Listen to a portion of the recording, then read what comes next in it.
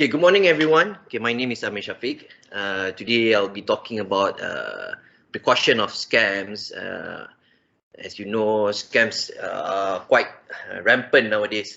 And actually, financial care, the topic that you, Madam Nurul, brief you and also share with you is very important lah.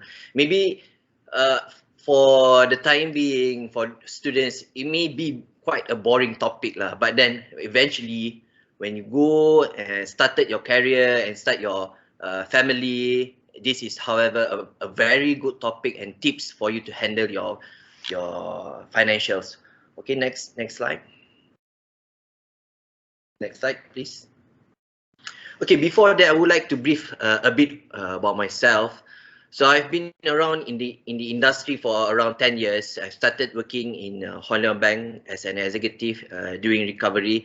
You know, my role back then was calling people, asking them to pay debts, you know, to pay their credit card debts, personal loan debts, and many more lah. So I still remember that when I started working, my salary was only 1,800. So for a graduate, a degree graduate, earning 1,800 is quite difficult for me. But eventually, I got an offer in Citibank as an AML analyst, anti-money laundering analyst. So back then in 2012, anti-money laundering is quite not popular compared nowadays. I think nowadays people know what is anti-money laundering. It's all over the news. There's so many cases performed by the police, by the SPRS, Suruhan Pencegah Rasuah Malaysia, and many more lah, including Bank Negara. After that, I joined Prudential also as a compliant analyst, and then I joined SC, Suruhanjaya Security, as an investigating officer. So the stepping stone in my career is when I joined SC. I learned a lot. I investigate many kind of cases, white collar crime cases. The best memories that I've been in SC is I lead an operation, an arrest operation in overseas. You know, you feel like you are an FBI going overseas, catching people, spying for people, and then eventually arrest the suspect and bring the suspect back home lah, back to Malaysia. And then we started to charge the suspect lah. It was a very nice experience and knowledge I learned in SC. And then I got an opportunity to share my knowledge in Hon Leong Bank. I got a role as a fraud investigation manager, and currently I'm heading the forensic audit and investigation team in Bank Muamalat. Okay, next slide.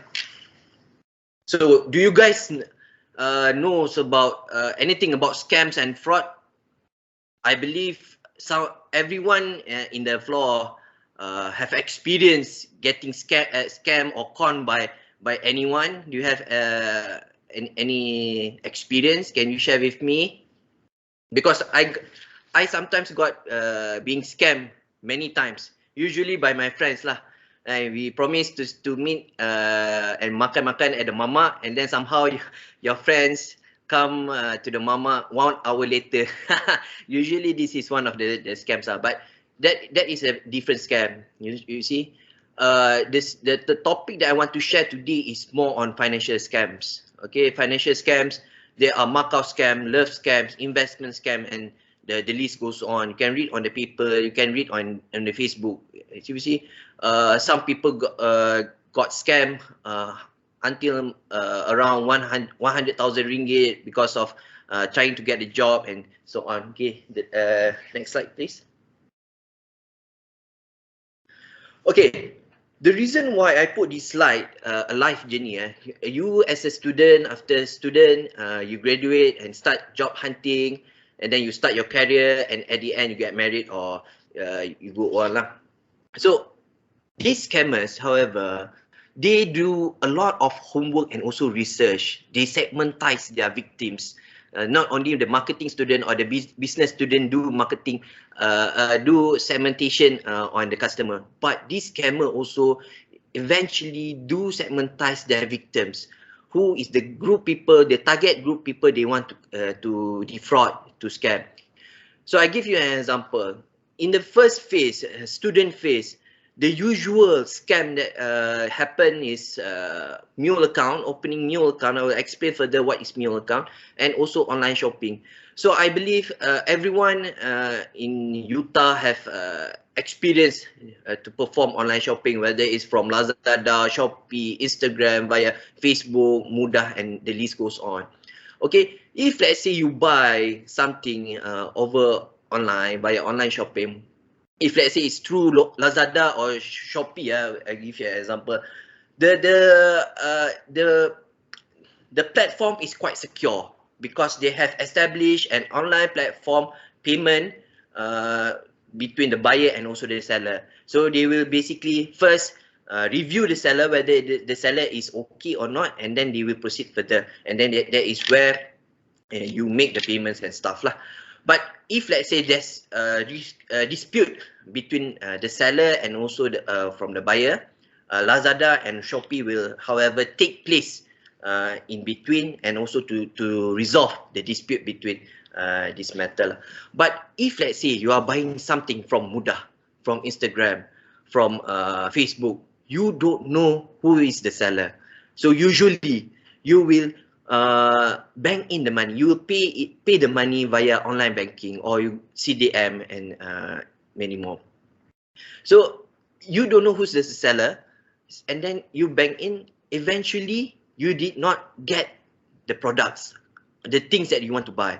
So this is one of the types of scams for student phase. So moving to the next phase, job hunting. Do you know, guys, actually job hunting, there is also a scam named job scam. So you applied for a job, but eventually you got scammed. You lose a huge amount of money during the job application.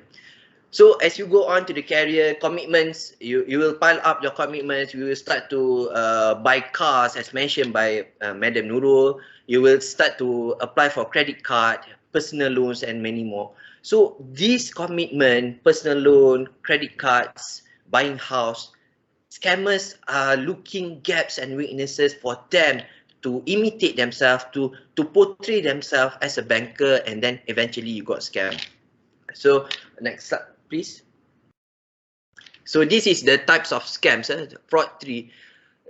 Actually, this is not a complete list of scams in Malaysia or worldwide lah. There's many more, but this is more the famous scam that usually happen in Malaysia lah.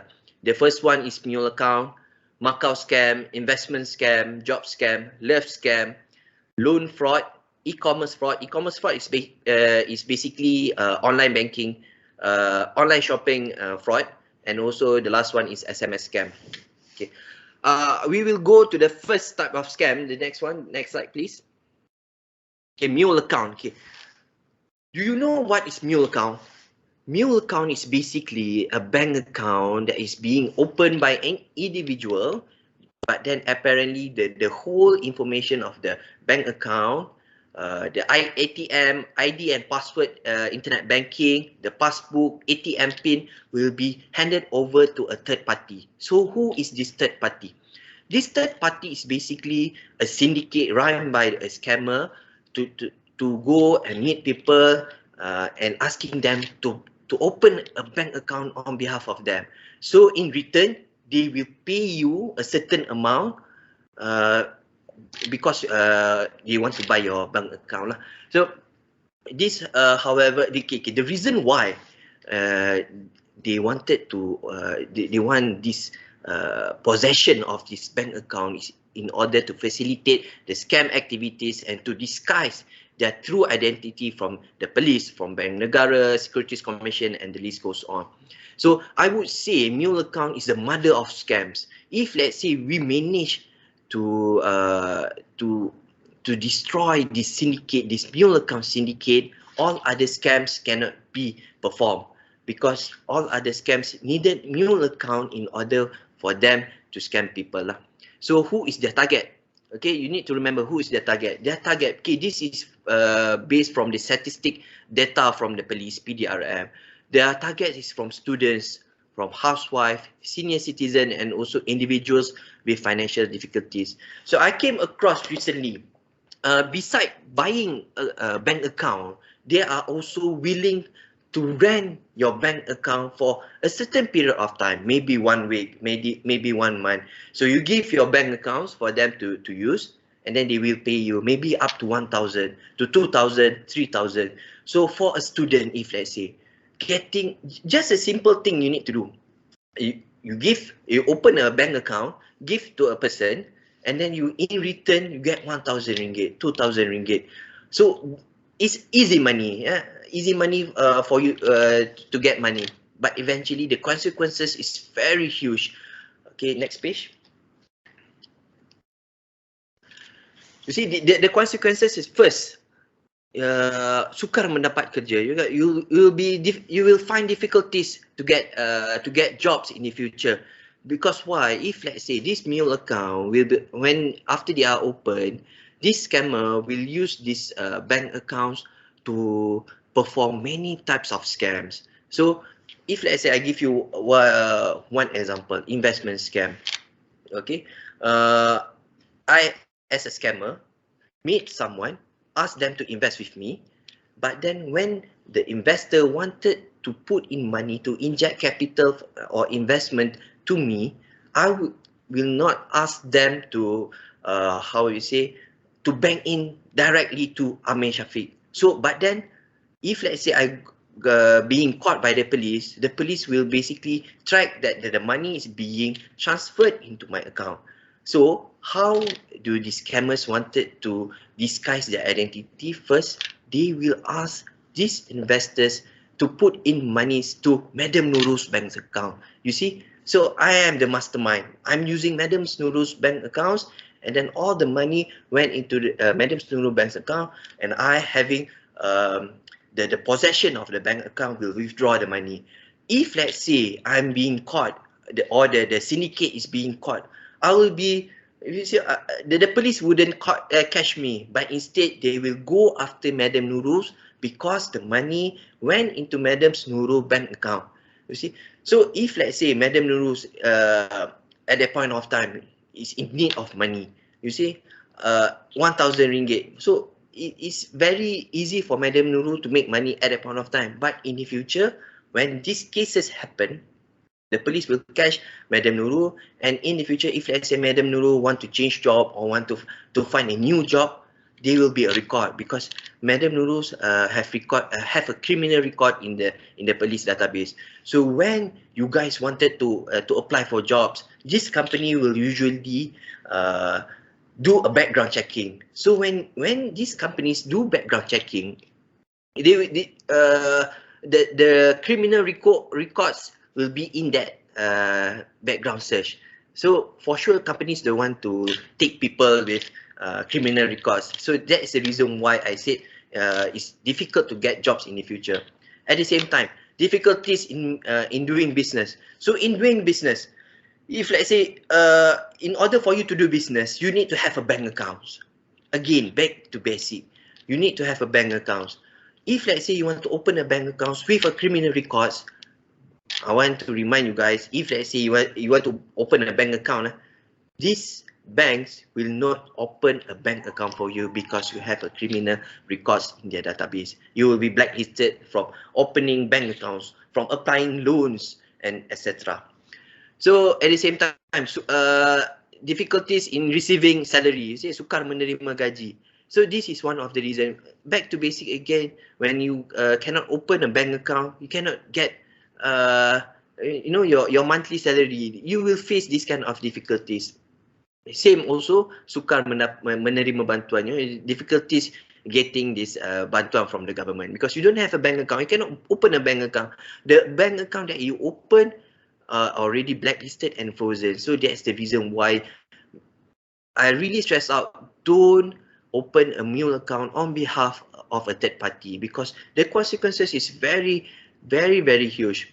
And the most important thing is you could be charged for abetting with the criminals, with the scammers. So this is the reason why I mention again and again, do not open a Mule account on behalf of a third party because I have encountered a lot of people, a lot of individuals opening bank accounts yes, they have they got quick money, instant money, 1,000 ringgit, 2,000 ringgit, but is this 1,000 or 2,000 ringgit is okay for you to be charged in court? You have criminal recourse.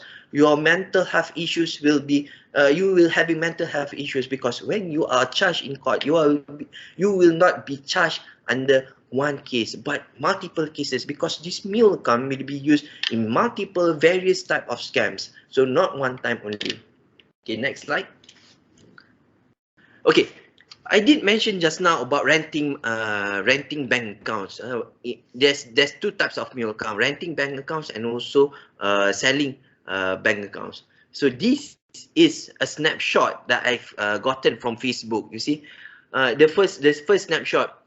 Sewa seminggu, you get 100 to 300 ringgit if you, let's say, you rent your bank account to a third party, to a scammer. It's quick money for student. 300 ringgit is quite.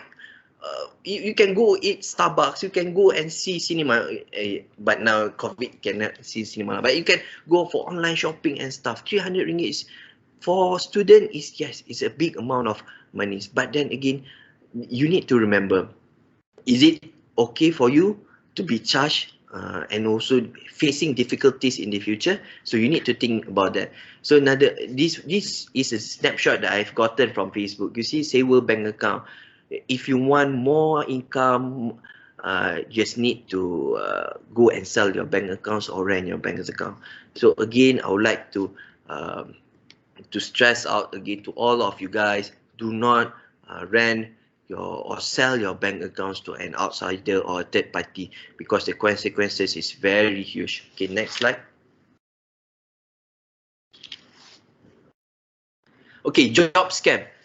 Okay, actually, I got an experience getting scam during my job hunting after I graduate lah. So, but then before that, I was Madam Nurul student back 15 years back. She is one of my lecturer during my foundation years. Yeah, she taught me basic accountings lah. She is one of the best sporting lecturer back then lah. Okay, job scam. What is job scam? Job scam is basically a scammer who promise you a job, but actually there is no job. You see, the only thing that they want is your money and your personal information, as well as your banking accounts. So there are certain companies set up just in order for them to scam you. So they will call you for an interview. So and then the interview session will be very easy, and then apparently you straight away got a job. It's very easy with limited question, and straight away you got the job. But they have some syarat-syarat, I would say. They have some syarat-syarat in order for you to get the job. First, you need to open a bank account and hand over the bank accounts all together, all with the particulars, to these people, to the companies. The reason why they want to get this Mule account, they want to get the supply of Mule account in order for them to perform various type of scams. So okay, my experience in being conned getting a job during 2011 lah. I applied a lot of application via the via Job Street, I would say. Then I got an interview session with this one company located in Kuala Lumpur, besides Pavilion. So I went there. So when I went to this company, I was very amazed. The building is very nice, professional lights, per staff, you see. And then straight away I was interviewed by the CEO. So I was not interviewed by HR, but I was interviewed by the CEO. So the CEO asked me, okay, asked me to introduce myself. So I introduced myself by doing all the preparation, doing some homework about the company. So basically this company is doing tradings, stock tradings, and also futures. So I went there, I explained everything about the company and stuff. And straight away I got the job. And the first thing that he asked me, this scammer asked me, is Do you want to get a 5-figure salary? Being a 22 years individual, saying that okay, if you want 10,000 ringgit, 5 figures income, I was very happy lah. 10,000 ringgit, who wants to give me 10,000 ringgit? All the previous interviews that I went to, they only offered me 1,008, 2,000 to the max. But this company want to give you 10,000 ringgit. But this company wanted me to find capital injection from my family and friends amounted 100,000 ringgit in order for me to fund them, to manage the fund. So I was quite suspicious.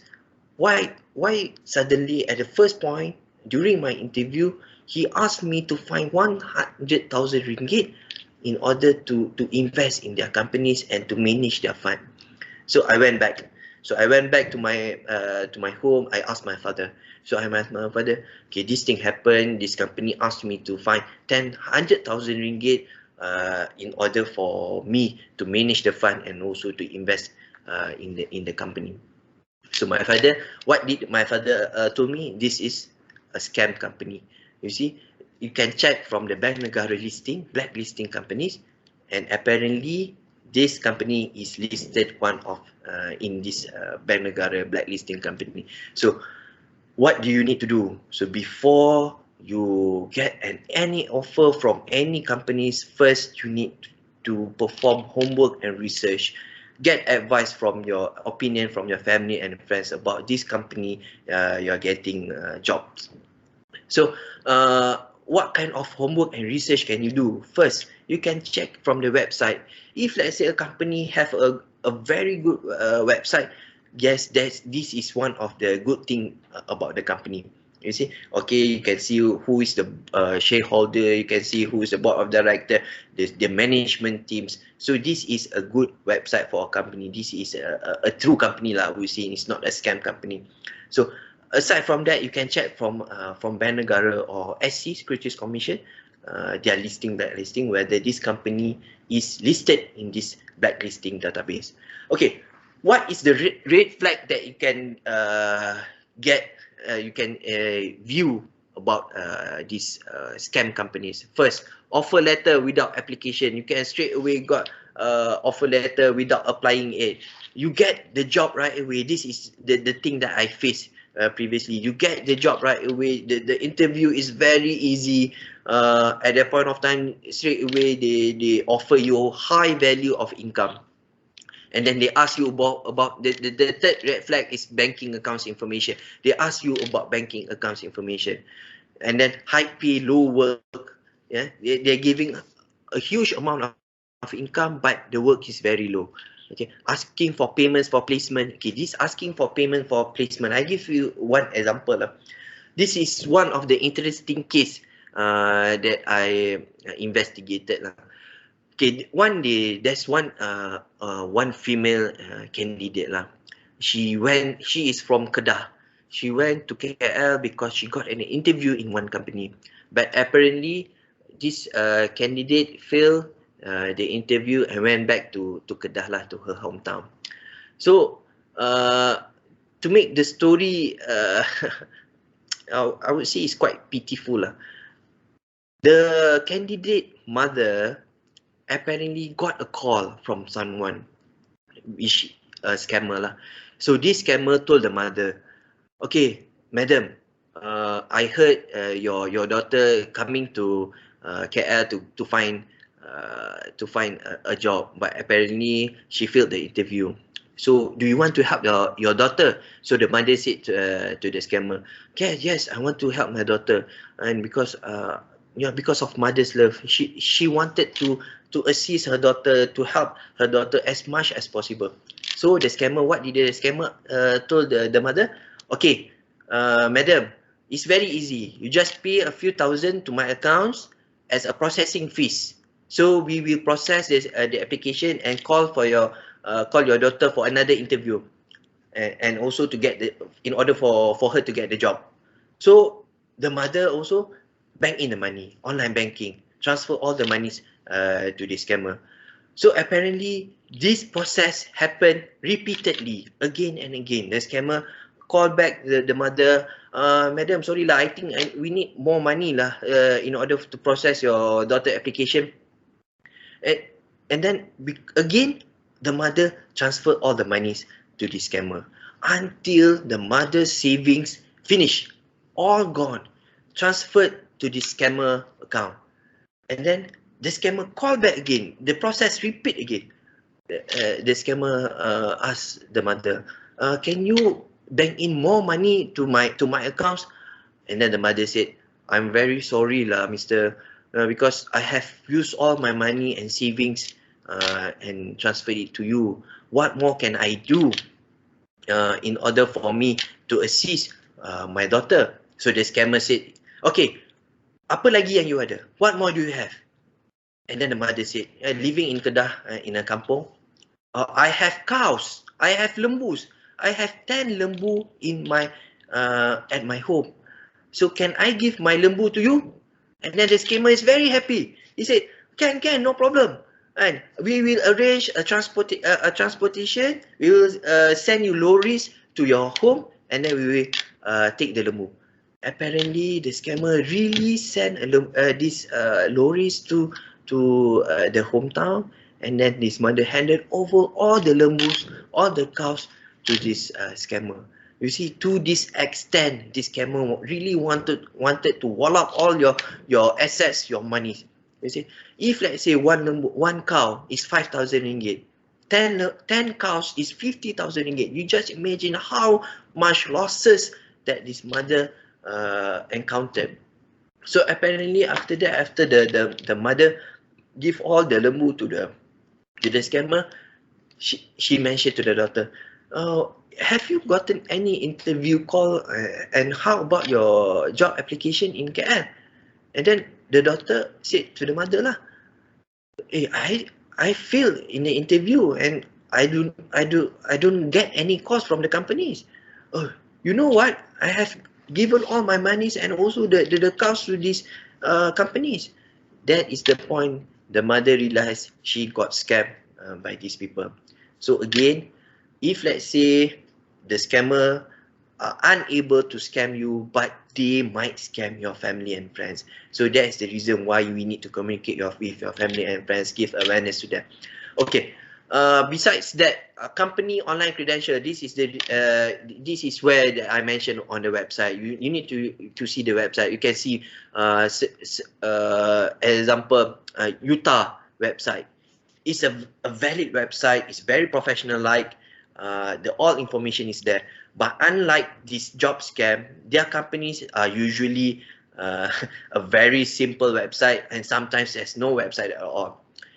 The second last red flags is unprofessional emails. So usually when they send emails, there will be a lot of grammatical error in that email, and sometimes it will be a rojak email, campur English, Malay, Chinese in that email. So this usually HR wouldn't send an unprofessional emails to the candidate. And the last one is no contact information. So if let's say you give the contact to the candidates, this candidate, if let's say they're getting scammed, when they lodge a police report, they will put in the contact information of this job scam lah. So that's the reason why they do not put any contact information. Okay, next slide. Okay, what does a fake job looks like? This is one of the example that I can share with you. You see, easy money, 500 ringgit to 1,000 per week, guaranteed. You can work from home, and then call this number. The number is how we say is very. Sometimes they use VoIP, voice over internet protocol. They mask their phone number instead of using their real number. Next slide, please.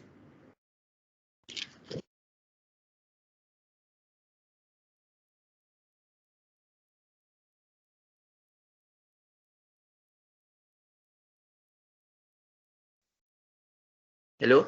Can you hear me just now? We can hear you. Cannot. Yeah, can. Can you hear now? Yeah. Okay, right. Okay, this is the the recent news came out 1st August 2021. You see a candidate lost more than 165k amount because of online job scam. You see, you might be thinking, how does these people get 165,000 ringgit and transferred to this money? Okay, these scammers usually will persuade you for monies. So if let's say you don't have monies, they will ask you to borrow money from your family and friends. And sometimes the worst part, they will ask you to borrow money from Along. You see, this is why the reason why some victims losses up to 100,000 of ringgit because of scams. Okay, next slide, please. Okay, Macau scam. Okay, Macau scam is very, very famous nowadays. You see, okay, what is Macau scam? Okay, Macau scam is basically a spoofing technique via a phone call that appears to be from trusted officials. So, what is trusted officials? Usually, this is from the governments, the Bank Negara, LHDN, Securities Commission Malaysia, SPRM, MPDRM, and the list goes on. So, they will use the tactic of scat tactic. You see, this scammer will call you and ask and tell you that you have been involved in a case, a money laundering case, or drug trafficking cases, or sometimes they will tell you that you have a bad debt, a huge debt from your credit card that you have applied previously. So when you receive this call, straight away you'll be afraid, and then you started to ask them, okay, how can I close this case? And what do I need to do? They will transfer your calls from PDRM to Bank Negara. Okay, and then the Bank Negara official will tell you that, okay, in order for you to close this case, you need to pay a certain amount and bank into this certain bank accounts. You see, again, this bank accounts is the Mule accounts. That is the reason why I mentioned that Mule accounts is the mother of scams. If let's say we manage to break the chain of Mule account, other scams cannot operate lah. So they will transfer these monies to these Mule accounts, and further, if let's say when you check the phone number, when you receive a phone call, when you check the phone number over the internet, and then it's stated, oh, this phone number is from police, is from Managara, but eventually this scammer is using, again, just now like I mentioned, they are using VoIP, voice over internet protocol, as the call is if made from a trusted call number. So but apparently it is not. They are using some kinds of system and also internet protocol to change and use the real phone number to mask their real phone number. So again, what I mentioned just now, what kind of accusation? Drug trafficking, tax evasion, credit card debt. So if let's say you receive this kind of call, and also sometimes the phone number looks like coming from overseas. So if let's say you receive this calls, just don't answer it. So if let's say you are you answer the phone, what do you need to do? First, do not panic. You need to think logically. If let's say, an example, when you receive a call, they mention that you have a credit card debt amounted 100,000. They mention that you have applied 10 years back. Think logic first. Do some background. Do some research background. Have you ever applied for a credit card before? If let's say you do not apply for any credit card before, there is impossible for you to have that kind of credit card debt. And the last one is to report to PDRM. Next one. Cool. So this is the enforcement agencies that the scammers usually imitate themselves lah. First is from Bank Negara. So what is the function of Bank Negara? So Bank Negara regulates all the bankings in Malaysia. Okay, the next one is LHDN. LHDN is the entity that collect tax from you. Police, I know everyone knows about the police and also SPRM. So this is the enforcement agencies that usually the scammers will perpetrate themselves in order to do their scam lah. Next one. You see, Macau scam, this is from the police. They will imitate themselves as bankers, police, from the court, SPRM, and many more. See, they will use the scare tactic to these victims lah. So they will say that you are involved in drug trafficking, money laundering activities, and also credit card debts. So, and the scammer usually, when you receive the call, they will tell the victims not to tell anyone about this call. So, with the reason that the investigation are PNC. So actually, okay, if the real investigation based from my experience, yes, we will call you, we will ask you to come to assist for investigation, but we will not ask money from you to close the case, because again, closing a case using a money is bribery and corruption. So we, as an investigating officer, we do not cannot do that lah. So the usual practice, we call them first, and then we will send a letter. We will send the letter to the witness, even to the suspect, to ask them to come over to my office to perform the statement recording, the interview session. So during that time, we will call the witness and suspect to interview them. And lastly, usually the scammers will ask all banking information. So, and then finally they will ask you to bank in this amount of money in order to facilitate the investigation. So who is the target group people for the scammer? Usually will be the senior citizen, those with high net worth amount of assets, and also people who are easily got panic. You see, got panic, got this kind of calls, you straight away transfer the money, and that is where this Macau scam happen lah. Next one. So investment scam. So what is investment scam? Okay, as you know, there is a lot of investment scam in Malaysia. They will use the method of Ponzi scheme, about gold, shares, futures, derivatives, and many more. And currently, the how I say, the modus operandi, they are using Bitcoin and also blockchain as one of the method of investment scam lah. So basically, investment scam is providing selling products, investment products, with and also promising high returns over a short period of time. I give you an example. If let's say you went to a bogus investment scam, they will promise you high dividend, 10, 20%, 10, 15%, 10% of returns in 1 month times, in 3 months times. So this is actually the amount of the returns is very high. So usually when the individuals out there accounted with this investment, they will easily get excited. Yeah, I give you 1,000 ringgit over 1 month's time, you get 1,500 dividend. So it's a lot, but eventually, usually this is not the correct investment scam.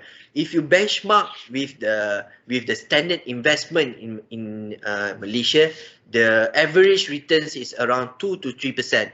You see, if let's say you put in your money in FD, fixed deposit, your return is around 1% to 2%, and you need to bank in the money in fixed deposit for 1 month until to the 6 month. After the 6 month, baru you can get the 1% return.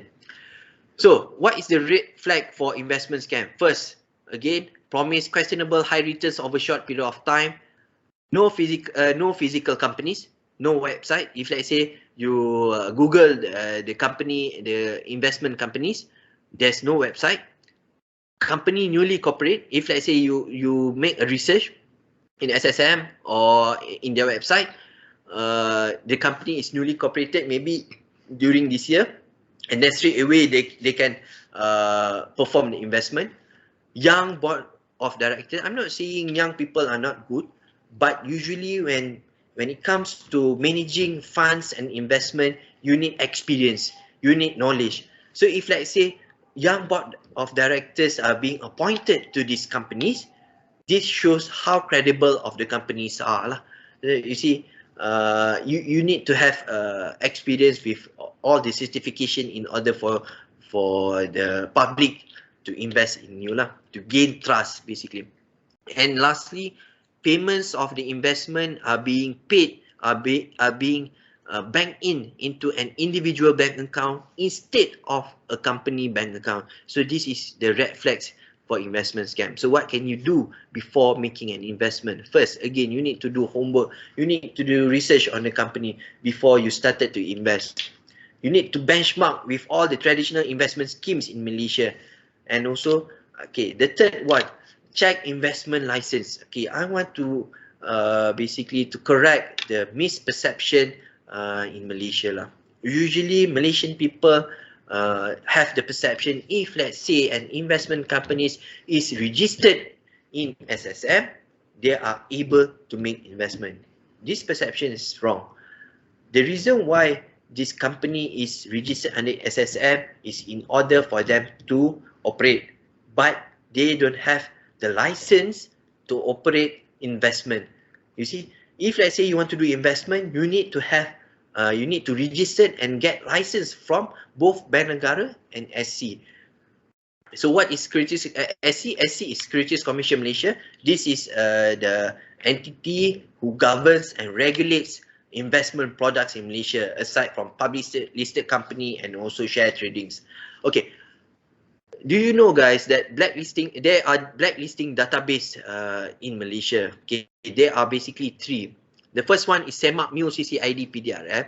So Semak Mule CCID PDRM is basically you can check an individual bank accounts whether they have any scam reports against the account holder or the bank accounts. So the next one is SC Investors Alert List and also Bank Negara Financial Alert List. So this alert list is a list of database for companies and individuals who are suspicious and also have been investigated because of financial crime. Next page, please. So again, what is SC? SC is the entity who regulates investment products. Next page. Okay, if let's say you guys along the way after you getting jobs or even now, if let's say you want to learn about investment, you can go to this website investmartsc.my.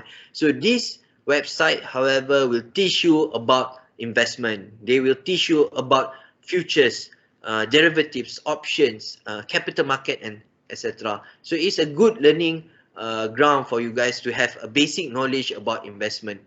Next page.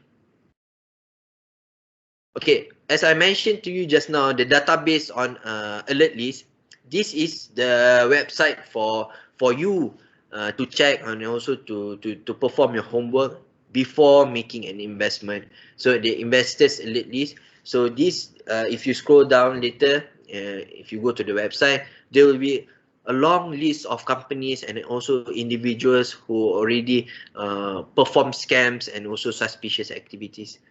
Next one. This is from Bank Negara. Again, the same database but different from SC. Next page. Okay, this is CCID, Semak Mule CCID. So you can check a Mule account here in this website. So they have also apps you can easily download from your phone, your smartphone. I believe everyone has smartphone nowadays. So you can, if let's say you want to buy online, and you get bank accounts, so you can check and the bank accounts whether they have any police report against the bank account. So you can use this as a habit or practice before making any transfer. You can check first the account bank whether there's any police report against the bank accounts. Next page. Next page, please. Okay, love scams. Okay, love scams is quite interesting. I have a story about love scam. Okay, the story, the case basically happened to a senior citizen, just retired from working, age 55 years old, managed to withdraw his EPF savings, and yalah, when you got retired, your savings will be huge, especially from EPF. So after withdrawing the EPF, somehow this individual, the senior citizen, get into a dating site, and then you become gatal lah kan. You have a lot of money, you started want to search around, look around, using your apps, your WhatsApp apps, Telegram apps, looking around for girls, being gatal lah. And then somehow he met a beautiful lady, a Eurasian lady from Russia. Russian is very pretty lah, with good figure of body, beautiful face. So this pakcik lah, I would say, become gatal lah, perempuan lawa. So started to communicate, started to chat, you see. And then when they started to chat, somehow this and also at the same time not telling his wife lah, for sure. If tell his wife, for sure die lah. So they started to communicate, chatting, and this pakcik somehow fall in love with the girl lah. So but he knows that this girl is living in Russian, that is claimed by this lady lah.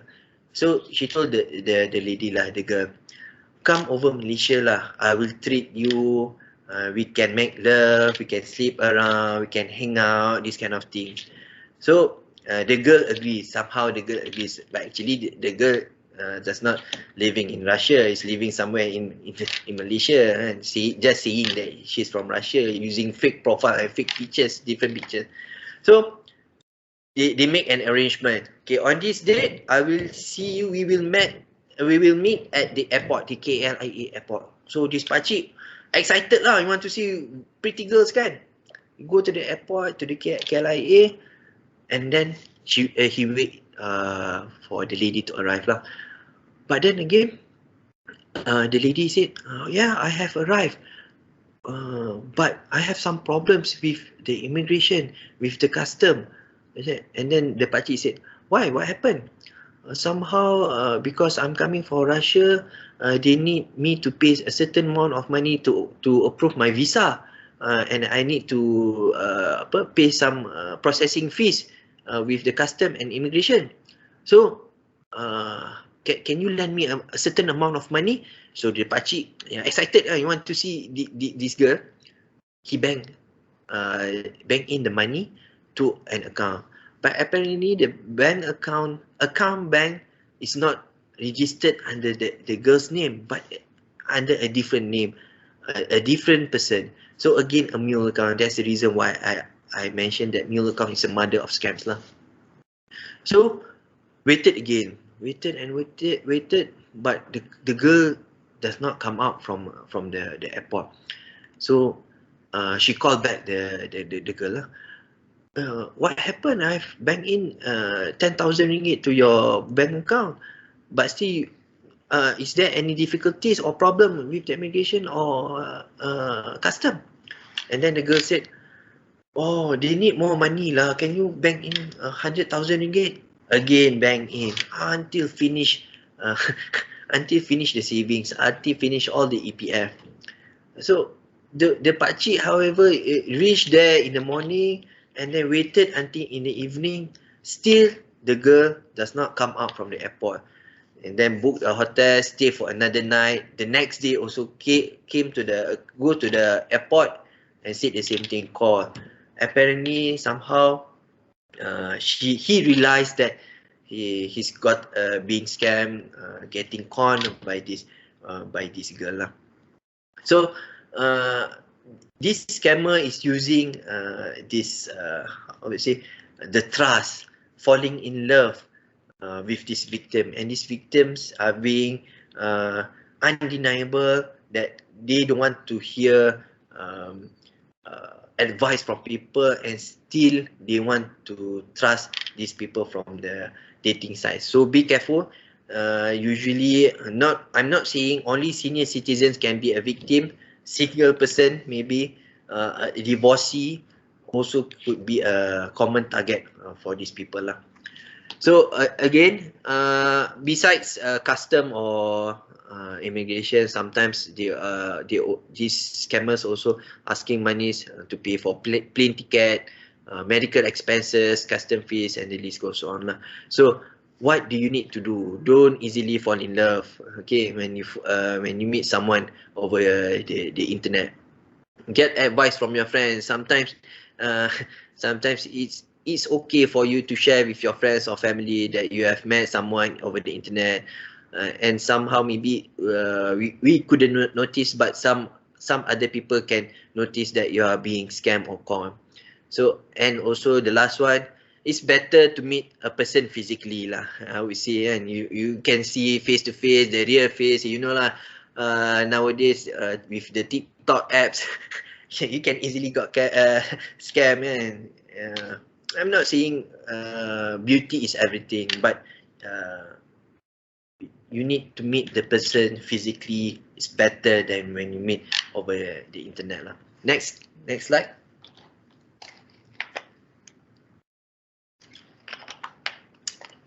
So this is the recent news also.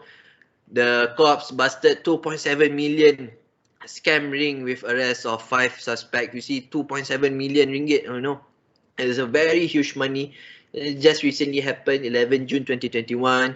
So 6 Nigerians among 8 people nabbed as Malaysian-based cross-border love scam syndicate. It's a syndicate. So this happened in between Johor and also Singapore. Okay, next page. Okay, loan fraud.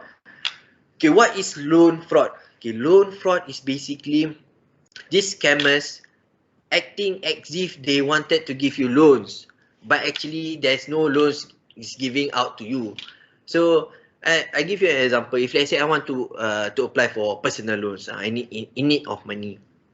Okay, because of the COVID-19 situation, I cannot go to the banking branch to meet the salesperson. So I search over the internet, I search over the Facebook, the social media, and then there's a lot of advertisement. Okay, and then when you click, the person will contact you through WhatsApp. So when I receive, actually I have experience in dealing with this. I did some experiment. So this scammer will contact me, and then the first thing they do when they communicate with me through WhatsApp, via WhatsApp, they will send you a business card. You know, a business card, trying to gain trust from you, saying that they are working at a certain bank. So I asked, okay, how much is the interest rate? The interest rate is very low, sir. It's very competitive compared to other banks. We are giving you 1.88% interest rate loans, which is very low, 1.88. Not all banks can give you 1.88 interest rates. So you need to give me your income documents. You need to give me your pay slip. You need to give me your bank statement, your company surat pengesahan jawatan from the company. So basically I do a fake income documents, experimenting, and send over to these syndicate people, to these scammers.